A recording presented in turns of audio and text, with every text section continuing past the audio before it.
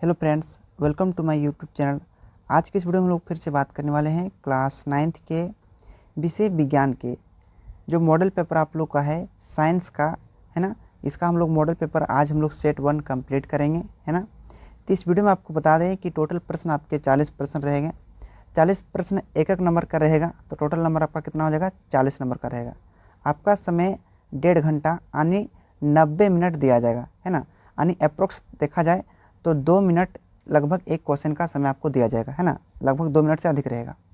तो चलिए बिना देर किए इस वीडियो को हम लोग शुरू करते हैं। अगर चैनल को अभी तक सब्सक्राइब नहीं किया तो चैनल को नीचे सब्सक्राइब नाम का बटन होगा, तो उसको दबा दीजिएगा, है ना। तो चलिए हम लोग देते हैं पहला क्वेश्चन की तरफ। पहला क्वेश्चन आपके सामने है कि निम्न में कौन सदिश नहीं है।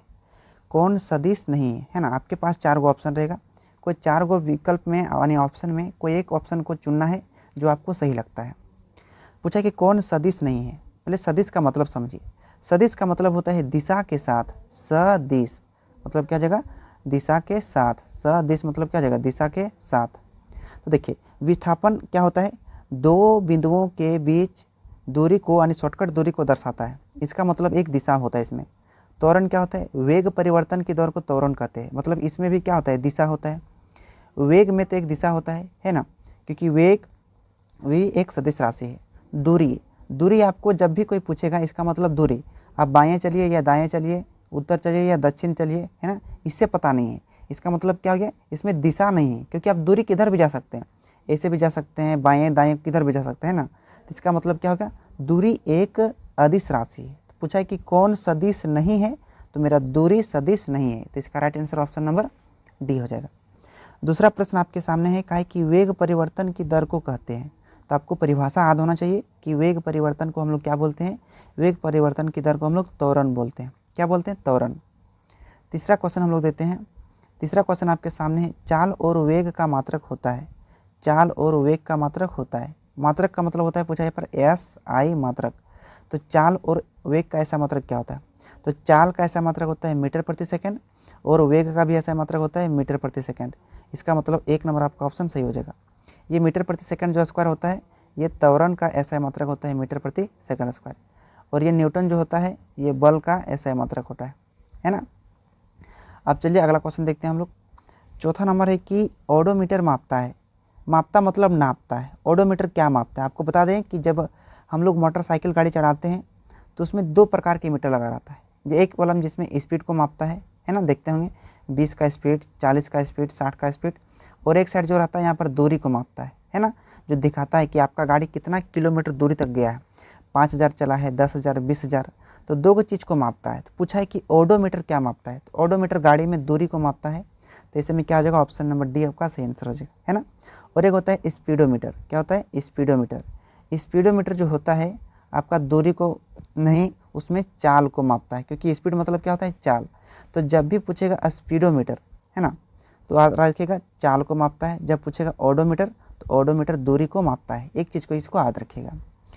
नेक्स्ट क्वेश्चन है 5वां क्वेश्चन कि 20 मीटर प्रति सेकंड को किलोमीटर पर आवर में मान क्या होगा। देखिए मीटर प्रति सेकंड, क्योंकि यहाँ क्या है 20 मीटर प्रति सेकंड।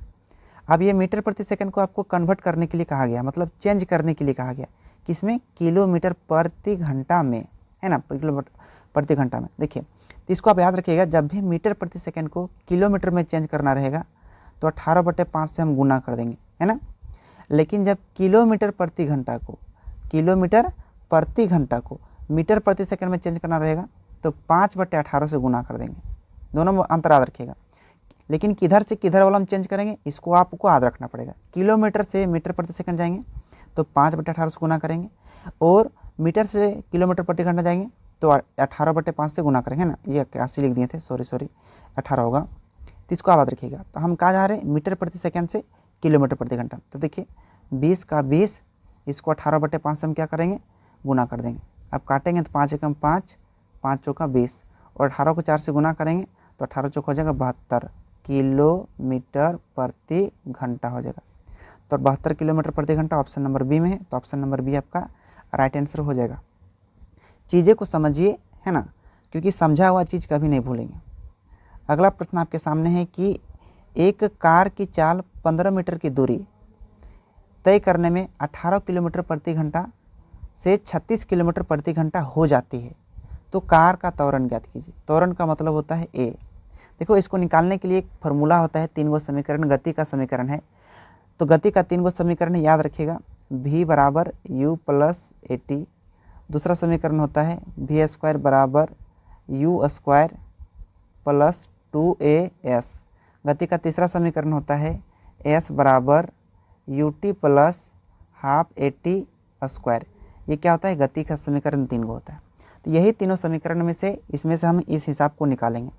तो देखिए 15 मीटर की दूरी है, यानी s का मान, यानी s मतलब होता है दूरी, s का मान दे दिया 15 मीटर। 18 किलोमीटर प्रति घंटा से, देखिए प्रति घंटा तो यहाँ पर प्रति घंटा दिया नहीं, यहाँ पर मीटर प्रति सेकंड दिया है। इसका मतलब ये जो प्रति घंटा मेरा दिया है ना, किलोमीटर प्रति घंटा, इसको आपको चेंज करना पड़ेगा किलोमीटर प्रति घंटा में। तो चलिए आपको हम चेंज करके बताते हैं। 18 किलोमीटर प्रति घंटा को चेंज करेगा मीटर प्रति सेकंड में, तो 5/18 से भाग गुना करना पड़ेगा। 18 से 18 कट जाएगा, क्या बचेगा 5। इसका मतलब जो पहला दूरी जो है, यानी प्रारंभिक दूरी, यानी u बराबर हो जाएगा 5 मीटर प्रति सेकंड। अब निकालते हैं v बराबर, v मतलब होता है अंतिम वेग। अंतिम में कितना है, 36 किलोमीटर। अब इसको 36 को चेंज करेंगे तो क्या हो जाएगा 5/18। 18 से काटेंगे, 18 दूना 36 और 5 दूना 10, यानी मेरा जो v का मान हो जाएगा मेरा 10 मीटर प्रति सेकंड हो जाएगा। 10 मीटर प्रति सेकंड और यहाँ पर 5 मीटर प्रति सेकंड। टोटल दूरी मेरा कितना दिया है, 15 मीटर, यानी s का मान कितना दिया है, 15 मीटर। s मतलब होता है दूरी। तो पूछा है आपको त्वरण, यानी a बराबर ज्ञात करने के लिए कहा है। तो आपको एक फार्मूला याद होगा कि v स्क्वायर बराबर u स्क्वायर प्लस 2as। इस फार्मूले का यूज करके बनाइए। v का मान दिया है 10, तो आपको 10 का स्क्वायर करना पड़ेगा, हो जाएगा 100, प्लस u का मान दिया है 5, तो 5 का स्क्वायर करेंगे तो कितना हो जाएगा 25, यहाँ पर बराबर दीजिए, प्लस 2as, 2 का 2, a का मान तो निकलेगा है ना, तो यहाँ a का a रहने दीजिए। s मतलब दूरी का मान दिया है गुना 15, तो यहाँ रखेंगे 15, है ना। अब चलिए गुना करते हैं। देखिए ये प्लस 25 बराबर किधर आएगा, तो हो जाएगा -25 बराबर 2as। तो 15 का जो यहाँ पर s का मान था और यहाँ पर 2, 15 दूना कितना हो जाएगा 30, a का a। आप देखिए यहाँ से a का मान निकालेंगे, 100 में 25 जाएगा तो कितना बचेगा आपका 75, और ये 30 इधर गुना इधर के क्या हो जाएगा भागा। चलिए इसको काटते हैं, 5 छक 30 और 15 पचे 75, 6 से इसको काटेंगे, 15 पचे 75 होता है, 15 बार में कटेगा। अब 6 से 15 को काटेंगे तो 6 कम 6, 6 दूनी 12, 3 बचा 6 पचे 30, यानी 2.5 आ गया। कितना आ गया 2.5। तो 2.5 आपका ऑप्शन में किस में है, 2.5 आपका ध्यान से देखिए, ऑप्शन नंबर आपका ए नंबर में है ना, तो ऑप्शन नंबर ए आपका राइट आंसर हो जाएगा 2.5 मीटर प्रति सेकंड। तो इस प्रकार से क्वेश्चन को हम सॉल्व करेंगे। नेक्स्ट क्वेश्चन देखते हैं, 7वां नंबर क्वेश्चन कि बल का एसआई मात्रक है। तो आपको याद होना चाहिए कि बल का एसआई मात्रक क्या होता है, सिंपल अब इंटरनेशनल बल का होता है न्यूटन। क्या होता है न्यूटन। ऑप्शन नंबर सी आपका सही आंसर हो जाएगा।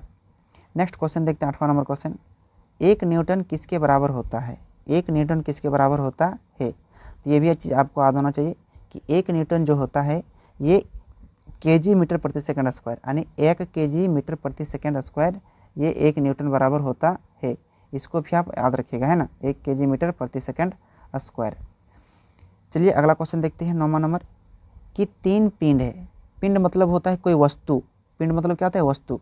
एगो ए है, बी है, सी है, ए बी सी है के द्रव्यमान क्रमशः, क्रमशः मतलब होता है लगातार। देखिए ए का जो दिया है द्रव्यमान 5 केजी, बी का द्रव्यमान जो दिया है 2 केजी और सी का द्रव्यमान दिया है 10 केजी, है कि नहीं। इनमें से किसका जड़त्व तो सबसे कम है, सबसे कम पूछा है। देखिए अब जड़त्व का मतलब समझे कि होता क्या है। यहाँ पर एक साइकिल है और यहाँ पर एक ट्रेन गाड़ी है। क्या है, ट्रेन गाड़ी। ध्यान से देखिए, यहाँ पर एक ट्रेन गाड़ी है। अब आपको धकेलने के लिए कहा जाएगा तो साइकिल को तो आप आराम से धकेल देंगे, है कि नहीं, हाथ लगाएंगे आराम से धकेल देंगे। लेकिन ट्रेन गाड़ी को धकेलने जाएंगे, क्या ट्रेन गाड़ी को हिला भी पाएंगे, नहीं। इसका क्या हुआ, इसका मतलब साइकिल का जड़त्व तो कम है इसलिए साइकिल को धकेल लिए, लेकिन ट्रेन गाड़ी का जड़त्व तो अधिक है इसलिए ट्रेन गाड़ी को हम लोग धकेल नहीं पाए। तो पूछा है किसका जड़त्व सबसे कम है। देखिए तो देखिए सबसे भारी कौन है, 10 केजी वाला है। इसका मतलब सी का जड़त्व सबसे क्या होगा, अधिक होगा। पूछा है कि सबसे अधिक कम क्या है, सबसे कम वाला, सबसे कम कौन वाला है 2 kg। 2 kg किसका बराबर हो जाएगा, बी का द्रव्यमान होगा ना, क्योंकि क्रमशः दिया है। ए का तो 5 हो जाएगा, सी का 10 हो जाएगा, तो बी का सबसे कम होगा, यानी बी का जो द्रव्यमान यानी जड़त्व होगा सबसे कम होगा। तो सही आंसर हो जाएगा ऑप्शन नंबर बी। अगला क्वेश्चन देखते हैं 10वां नंबर। 1 kg द्रव्यमान, यानी द्रव्यमान का मतलब होता है मास।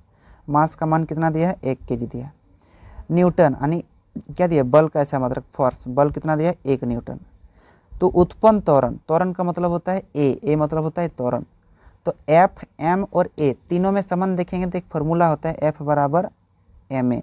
एफ का मान दिया है 1, एम का मान दिया है 1, और गुना त्वरण का तो त्वरण निकलेगा, एक इधर गुना इधर का क्या हो जाएगा, भागा, 1 से 1 काटेंगे कितना बचेगा, 1 बचेगा, यानी त्वरण का मान 1 मीटर प्रति सेकंड स्क्वायर निकल जाएगा। 1 मीटर प्रति सेकंड स्क्वायर किस में है, 1 मीटर प्रति second square option number D number में है। तो डी नंबर आपका सही आंसर निकल जाएगा, 1 मीटर प्रति सेकंड स्क्वायर। अब चलिए नेक्स्ट क्वेश्चन देखते हैं। नेक्स्ट क्वेश्चन का है कि न्यूटन के गति के पहले नियम से मिलता है। न्यूटन का गति का पहला नियम क्या कहता है कि अगर कोई वस्तु, न्यूटन की गति के 3 नियम है, प्रथम नियम, द्वितीय नियम और तृतीय नियम। तो न्यूटन के गति के प्रथम नियम क्या कहते हैं, अगर कोई वस्तु विराम की अवस्था में है तो विराम की अवस्था में रहेगा जब तक कि वह उस पर बाहरी बल लगाकर उसकी अवस्था में कोई परिवर्तन न कर दिया जाए, है कि नहीं। तो इसमें क्या होता है, न्यूटन के प्रथम नियम को हम लोग इसलिए जड़त्व का नियम भी कहते हैं। तो क्या हो जाएगा, न्यूटन के प्रथम नियम से हमें क्या मिलता है, जड़त्व की परिभाषा मिलता है, यानी न्यूटन के प्रथम नियम को हम लोग जड़त्व का नियम भी कहते हैं। अब 12 नंबर क्वेश्चन है कि न्यूटन गति के कौन से नियम से बल का मापन सूत्र मिलता है। बल, बल मतलब होता है फोर्स। तो कौन सा सूत्र मिलता है, तो दूसरा सूत्र से, यानी दूसरा गति से। क्यों, क्योंकि इससे एक फॉर्मूला मिलता है एम एफ बराबर एम ए। न्यूटन गति के दूसरा नियम से फॉर्मूला मिलता है एफ बराबर एम ए। तो इसका सही आंसर हो जाएगा दूसरे नियम से, यानी दूसरे नियम से फॉर्मूला का सूत्र मिलता है, फॉर्मूला सूत्र मिलता है। नेक्स्ट क्वेश्चन देखते हैं हम लोग 13 नंबर। जी का मान होता है, जी जो होता है ना, इसको हम लोग हिंदी में बोलते हैं गुरुत्वीय त्वरण बोलते हैं, गुरुत्वीय त्वरण, इसको हम लोग छोटा जी बोलते हैं। तो इसका मान कितना होता है, 9.8 मीटर प्रति सेकंड स्क्वायर होता है। ऑप्शन नंबर बी आपका सही आंसर हो जाएगा। नेक्स्ट है 14 नंबर। तो 14 नंबर में क्वेश्चन है कि 60 kg द्रव्यमान, द्रव्यमान मतलब होता है एम, एम का मान कितना दिया है, 60 kg दिया है। मनुष्य का भार चंद्रमा पर होगा, भार मतलब क्या था, वेट, वेट मतलब क्या होता है, भार। तो वेट बराबर फॉर्मूला होता है द्रव्यमान इंटू जी, यानी एम जी। तो द्रव्यमान का मान निकालेंगे, एम का मान दिया है 60 kg, जी मतलब इसका मान दिया है 10 मीटर प्रति सेकंड स्क्वायर, गुना करेंगे तो कितना हो जाएगा 600। और वेट, वेट मतलब होता है भार, भार का ऐसा मतलब होता है न्यूटन, यानी 14 कितना हो जाएगा 600। 600 न्यूटन आपका क्या निकल गया, भार निकल गया। अब चंद्रमा पर भार पूछा है, तो 600 का यदि निकालेंगे, इसका 1/6 होता है, तो 6 कम कितना हो जाएगा, 600 कम 600, यानी 100 निकल जाएगा। कितना निकलेगा, 100 न्यूटन भार। इसका ऑप्शन नंबर सी आपका सेंस निकल जाएगा, है ना। नेक्स्ट क्वेश्चन देखते हैं 15 नंबर कि शरबत बनाने समय पानी में चीनी मिलाने पर चीनी पानी में मिल जाता है, यह पदार्थ के कणों के किस गुण को दर्शाता है। जब भी हम लोग शरबत बनाते हैं, तो शरबत गिलास में बनाते हैं ना, तो इसमें सबसे पहले हम लोग चीनी दे लेते हैं, इसमें पानी देते हैं। तो ध्यान से देखते होंगे कि चीनी जो होता है पानी में पूरा अच्छी तरह से मिल जाता है कि नहीं, अच्छी तरह से मिल जाता है। तो इसे हम लोग क्या कहते हैं कि पदार्थ के जो कण के बीच में जो होता है रिक्त स्थान होता है, इसलिए क्या होता है, ये पानी में मिल जाता है, क्योंकि पदार्थ के बीच में क्या होता है, रिक्त स्थान माने खाली जगह होता है। नेक्स्ट क्वेश्चन देखते हैं 16 नंबर। कहा है कि निम्नलिखित में से कौन पदार्थ का उदाहरण है। पदार्थ, पदार्थ किसे कहते हैं, जो स्थान घेरता है ना, जिसका आयतन होता है ना, जो स्थान घेरता है इसे एक पदार्थ कहते हैं। तो एक चीज़ को ध्यान दीजिए कि विचार, विचार मतलब आपका होता है थॉट, थॉट में कोई आपका स्थान नहीं घेर रहा है। शीत, शीत मतलब समझते हैं, ये भी पदार्थ मतलब ये भी पदार्थ नहीं है। स्नेह, स्नेह मतलब होता है प्यार, ये भी पदार्थ नहीं। शीतल पेय, पेय मतलब होता है पीने वाला चीज़, तो पीने वाला चीज़ क्या हो जाएगा, पदार्थ हो जाएगा। तो इसका ऑप्शन नंबर सी नंबर आपका सही आंसर हो जाएगा, यानी क्या हो जाएगा, शीतल, शीतल पेय आपका सही आंसर हो जाएगा।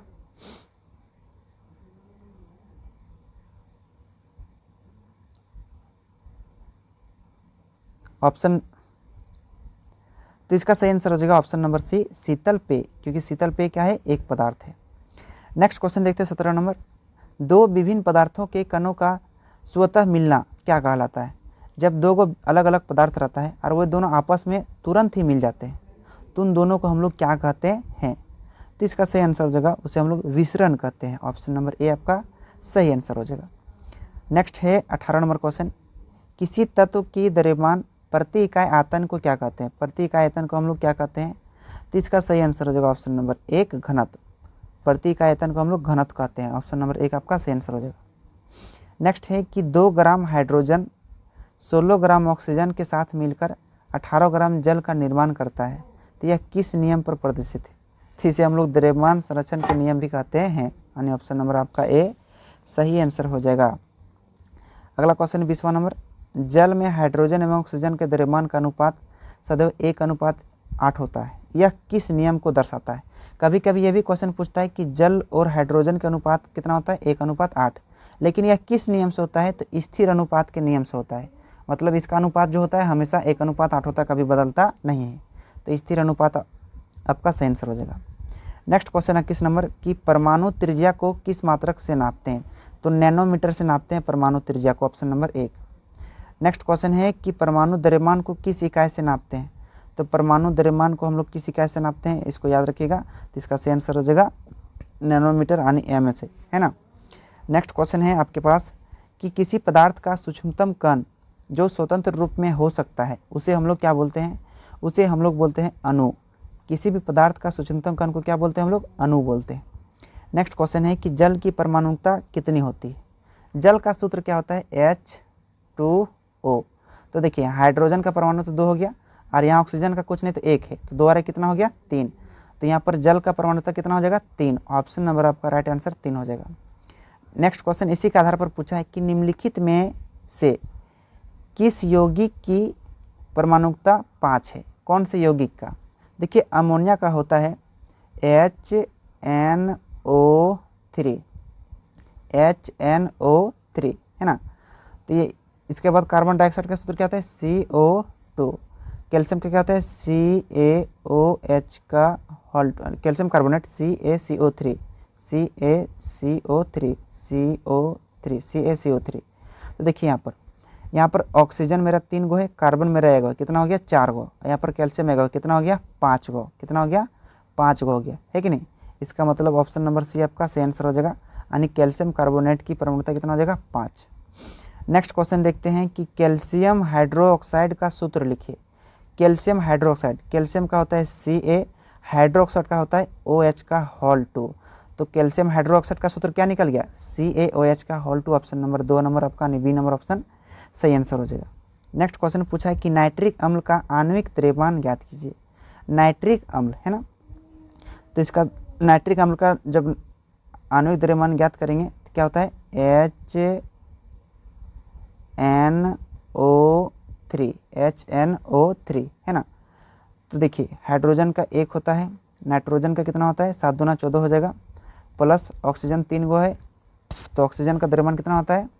8 दूने 16, 16 तो कितना हो जाएगा? 48 और 14 जोड़ेंगे तो 62 और कितना हो जाएगा? 63।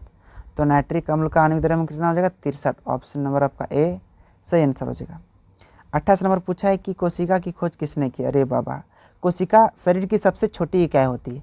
अब किसी भी छोटी चीज़ को देखने के लिए ना हम हुक का प्रयोग करते हैं। क्या करते हैं? हुक का प्रयोग करते हैं। इसलिए कोशिका का खोज हुक ने किया, लेकिन कौन हुक ने? रॉबर्ट हुक ने किया था। कौन किया था? रॉबर्ट हुक ने किया था। तो ऑप्शन नंबर किस में हो जाएगा? ऑप्शन नंबर आप ध्यान से देख लीजिए, ऑप्शन नंबर ए सही हो जाएगा। नेक्स्ट है 29 नंबर क्वेश्चन, निम्नलिखित में से कौन जीव एक कोशिकीय है? तो एक कोशिकीय जीव कौन सा होता है? पैरामीशियम। पैरामीशियम एक कोशिकीय जीव होता है। पादप कोशिका की सबसे बाहरी परत, तो सबसे बाहरी परत को हम लोग क्या बोलते हैं? पादप कोशिका की सबसे बाहरी परत को हम लोग कोशिका भित्ति बोलते हैं, है ना। ये क्या बोलते हैं? कोशिका भित्ति। और इसके अंदर में क्या होता है? कोशिका झिल्ली होता है। तो सबसे बाहरी परत को हम लोग कोशिका भित्ति बोलते हैं, पादप कोशिका। नेक्स्ट है कोशिका भित्ति बनी होती है। तो कोशिका जो भित्ति होता है किससे बनी होती है? वो सेल्यूलोज से बनी होती है। ऑप्शन नंबर आपका सी नंबर सही आंसर हो जाएगा। नेक्स्ट है 32 नंबर क्वेश्चन, काय की कोशिका झिल्ली का कोशिका के बाहर से अपने भोजन तथा अन्य पदार्थ के ग्रहण करने की प्रक्रिया को क्या कहते हैं? इसे हम लोग इंडोसाइटोसिस कहते हैं, इंडोसाइटोसिस कहते हैं ना। नेक्स्ट है कि कोशिका में अनुवांशिक गुणों की सूचना कहाँ मिलती है? जो अनुवांशिक गुणों की सूचना जो होता है हम लोग डीएनए मिलता है। किसमें मिलता है? डीएनए। डीएनए यानी गुणसूत्र में आ जाता है, तो डीएनए मिलता है क्योंकि डीएनए के कारण ही उसके माता पिता का जो बच्चा का जो गुण होता है उसके माता पिता के गुण उसमें आ जाता है। नेक्स्ट है कि लाइसोसोम कौन बनाता है? ये भी इम्पोर्टेंट क्वेश्चन है। तो लाइसोसोम को कौन बनाता है? तो इसका सही आंसर क्या हो जाएगा? ऑप्शन नंबर डी, गोल्जी उपकरण लाइसोसोम को बनाने का काम करता है। नेक्स्ट है कि किसी विशेष कार्य को करने के लिए कोशिका एक विशेष समूह बनाती है। इस समूह को हम लोग क्या कहते हैं? तो इस समूह को हम लोग क्या कहते हैं? तो इसका सही आंसर हो जाएगा, इस समूह को हम लोग बोलते हैं ऊतक, क्योंकि आपको पता है कि एक समान प्रकार के कोशिकाओं के मिलने से ऊतक का निर्माण होता है, तो ऊतक बनाता है। और ढेर सारा जब ऊतक जमा हो जाता है तो एक अंग बनाता है। क्या बनाता है? एक अंग। और ढेर सारा अंग मिल जाता है तो एक शरीर का निर्माण करता है, यानी एक पार्ट का निर्माण करता है। नेक्स्ट क्वेश्चन देखते हैं हम लोग 36 नंबर। तना के शीर्षस्थ भाग में कौन सा ऊतक पाया जाता है? किसी भी तना का शीर्षस्थ मतलब सबसे आखिरी भाग में कौन सा ऊतक पाया जाता है? तो इसका सही आंसर हो जाएगा विभाज्य ऊतक पाया जाता है, ऑप्शन नंबर ए। नेक्स्ट है कि पौधों में पत्तियों द्वारा बने हुए भोजन को, कोई भी जो पौधा होता है उसके जो पत्तियों में जो भोजन बनता है, यहाँ पर मान के चलो क्योंकि पेड़ पौधों में भोजन कहाँ बनता है? पत्ती में। तो पत्तियों में बना भोजन को जो होता है संवहन पौधे के सभी भागों में पहुँचाता है। जैसे मान के चलो यहाँ खाना बनता है ना, तो ये खाना क्या करता है? पेड़ पौधों के सभी भागों पर पहुँचाया जाता है। तो पहुँचाने का काम कौन करता है? उसे फ्लोएम करता है याद रखिएगा, है ना। और नीचे से जमीन से जल और खनिज लवण को उठाता कौन है? जाइलम। लेकिन खाना पहुँचाने का भाग फ्लोएम करता है। नेक्स्ट है कि अस्थि एवं मांसपेशियाँ को जोड़ने वाली संरचना, यानी अस्थि मतलब होता है हड्डी। क्या होता है? हड्डी। हड्डी और मांसपेशी यानी हड्डी प्लस मांस। हड्डी प्लस मांस को हम लोग क्या बोलते हैं? उसे हम लोग बोलते हैं टेंडन। क्या बोलते हैं? टेंडन। हड्डी और मांस के जुड़ान को हम लोग क्या बोलते हैं? टेंडन बोलते हैं, है ना। और जहाँ हड्डी और हड्डी जुड़ा रहता है उसे हम लोग बोलते हैं लिंगामेंट। क्या बोलते हैं? लिंगामेंट। हड्डी प्लस हड्डी को लिंगामेंट बोलते हैं, और जहाँ हड्डी और मांस जुड़ा रहता है उसे हम लोग टेंडन कहते हैं। जैसे बूढ़ा वगैरह मुर्गी देखते होंगे ना, बूढ़ा मुर्गी को अगर घर में बना के खाएंगे ना तो उसका हार्ट जो होता है ना मुंह से चबाने में बहुत ही दिक्कत होता है, क्योंकि उसका टेंडन बहुत मजबूत होता है। तो हड्डी और मांसपेशी के दोनों को योग को क्या बोलते हैं हम लोग? टेंडन बोलते हैं। नेक्स्ट है 39 नंबर क्वेश्चन कि नारियल के रेशे में कौन सा ऊतक पाया जाता है? तो आपके पास 4 गो ऑप्शन है, ये भी बहुत मोस्ट इंपॉर्टेंट क्वेश्चन है। तो इसका सही आंसर हो जाएगा ऑप्शन नंबर सी, स्क्लेरेनकाइमा। नारियल के रेशे में स्क्लेरेनकाइमा ऊतक पाया जाता है। आज का लास्ट क्वेश्चन है कि अस्थि एक है, अस्थि मतलब होता है हड्डी, तो हड्डी एक क्या है? हड्डी एक संयोजी ऊतक है। ऑप्शन नंबर ए का आपका राइट आंसर हो जाएगा, हड्डी एक संयोजी ऊतक है। तो इस प्रकार से देखिए हम लोग मोस्ट 40 क्वेश्चन जो आपके मॉडल पेपर में सेट नंबर 1 जो था 2021 का मॉडल पेपर सेट 1 था, है ना। उम्मीद कर रहे हैं कि ये जो मॉडल पेपर सेट 1 आपके एग्ज़ाम में यहाँ से कम 5 या 6 प्रश्न पूछा जाएगा। अगर यह वीडियो आपको अच्छा लगा तो एक प्यारा सा लाइक कर दीजिएगा, और आप चैनल पर नहीं हैं तो चैनल को सब्सक्राइब नहीं किए हैं तो चैनल को सब्सक्राइब जरूर कर लीजिएगा, और साथ में बेल आइकन को भी दबा दीजिएगा। चलिए फिर मिलते हैं नेक्स्ट वीडियो में, तब तक के लिए थैंक यू सो मच।